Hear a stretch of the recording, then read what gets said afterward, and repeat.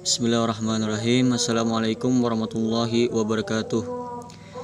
Di sini kami dari kelompok 3 yang beranggotakan saya sendiri yang bernama Abdus Salam dan teman saya Madinatul Munawwarah dan teman satunya lagi yaitu Mukarramatun Nisa. Jadi di sini kami ingin mempresentasikan tugas psikologi komunikasi mengenai sistem komunikasi antar pribadi interpersonal. Di sini kami akan membahas materi tentang pengertian sistem ataupun pengertian komunikasi antar pribadi dan sistem komunikasi antar pribadi.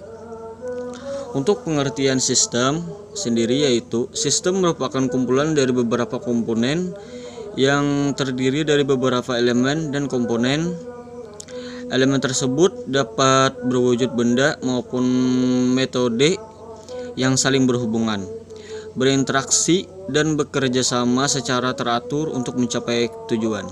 Dan untuk pengertian komunikasi antar pribadi adalah proses penukaran informasi atau komunikasi yang dilakukan oleh dua orang secara langsung sehingga komunikasi dapat melihat dampak maupun reaksi yang diberikan oleh lawan bicaranya secara verbal maupun nonverbal. Sistem komunikasi interpersonal atau komunikasi antar pribadi. Yang pertama, persepsi interpersonal.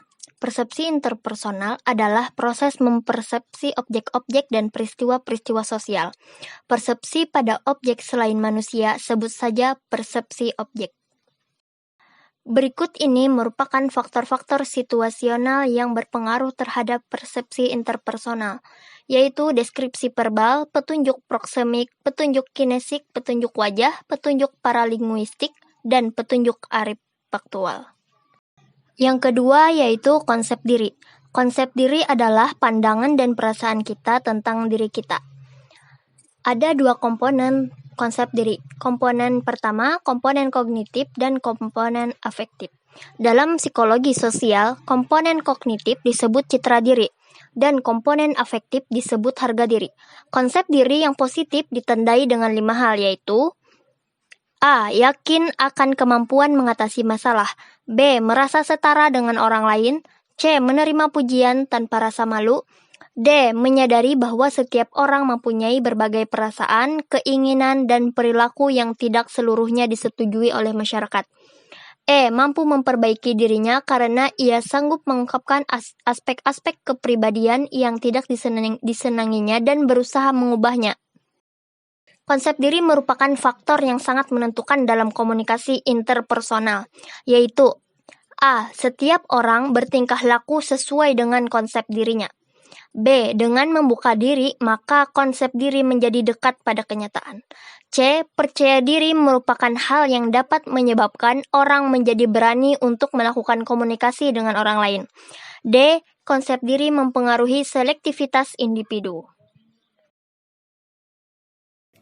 Yang ketiga yaitu atraksi interpersonal atau atraksi antar pribadi.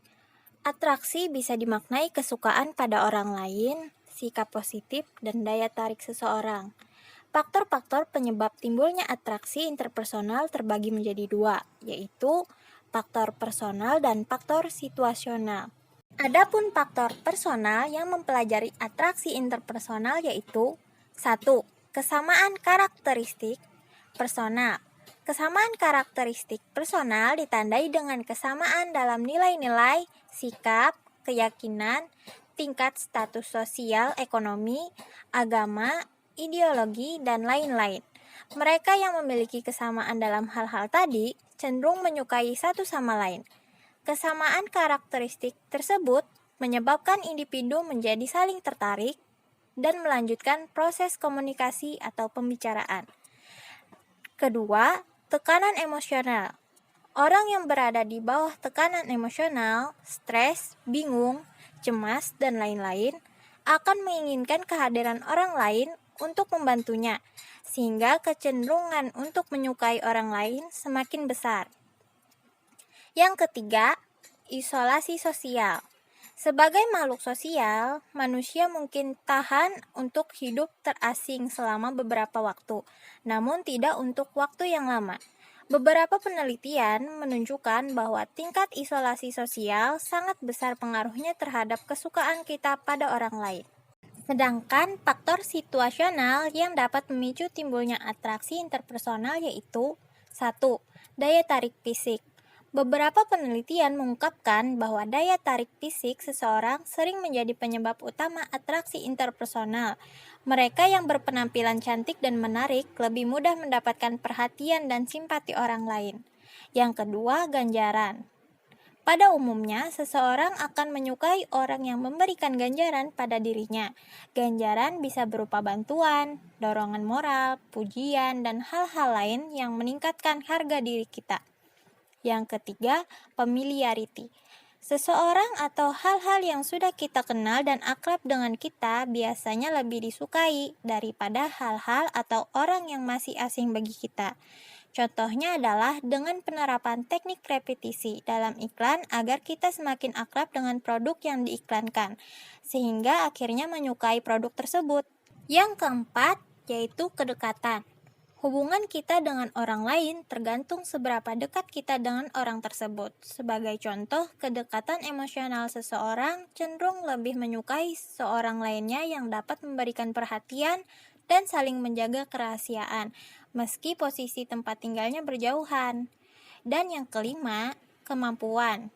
Terdapat kecenderungan bahwa seseorang lebih mengidolakan orang lain yang memiliki kemampuan lebih tinggi atau lebih berhasil dalam kehidupannya dibandingkan dengan dirinya sendiri. Yang keempat, hubungan antar pribadi atau interpersonal. Komunikasi yang efektif ditandai dengan hubungan interpersonal yang baik. Untuk menumbuhkan dan meningkatkan hubungan interpersonal yang baik, perlu meningkatkan kualitas komunikasi. Beberapa faktor yang mempengaruhi komunikasi interpersonal adalah 1. Percaya. Percaya kepada orang lain dipengaruhi oleh faktor-faktor personal dan situasional. Di samping faktor-faktor personal, ada 3 faktor yang berhubungan dengan sikap percaya, yaitu yang pertama, karakteristik dan maksud orang lain. Artinya, orang akan menaruh kepercayaan kepada seseorang yang dianggap memiliki kemampuan, keterampilan, pengalaman dalam bidang tertentu. Orang itu memiliki sifat-sifat bisa diandalkan, jujur, dan konsisten. Yang kedua, hubungan kekuasaan. Artinya, percaya tumbuh apabila seseorang mempunyai kekuasaan terhadap orang lain. Maka orang itu patuh dan tunduk. Yang ketiga, sifat dan kualitas komunikasi. Menggambarkan adanya keterbukaan. Bila maksud dan tujuan sudah jelas, harapan sudah dinyatakan, maka sikap percaya akan muncul. Yang kedua, sikap suportif. Sikap suportif adalah sikap yang mengurangi sikap defensif dalam komunikasi. Komunikasi defensif dapat terjadi karena faktor-faktor personal, seperti ketakutan, kecemasan, pengalaman defensif, dan sebagainya, atau faktor-faktor situasional. Beberapa ciri perilaku sportif yaitu yang pertama, evaluasi dan deskripsi. Evaluasi artinya penilaian terhadap orang lain, memuji atau mengecam. Deskripsi artinya mempunyai perasaan dan persepsi seseorang tanpa menilai.